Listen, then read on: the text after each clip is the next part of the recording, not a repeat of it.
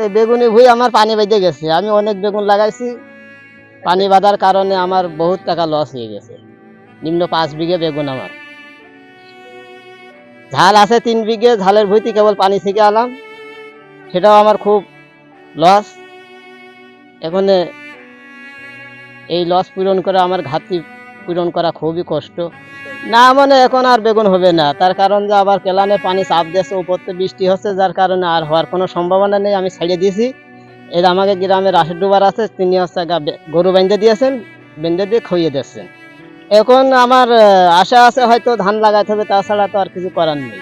হ্যাঁ, বেগুন তো লাগাইলাম, এখন বেগুন যখন হইলো না তখন আমার এই বেগুন মেরে দিয়ে এখন ধান লাগাইতে হবে, তাছাড়া তো আর গতি নেই। হ্যাঁ হ্যাঁ, প্রত্যেক চাষির একই অবস্থা, সবারই খুব দণ্ড গেল বছরে। আসলে মানে অনেক টাকা খরচ করেছে, সবাই প্রচুর খরচ করেছে।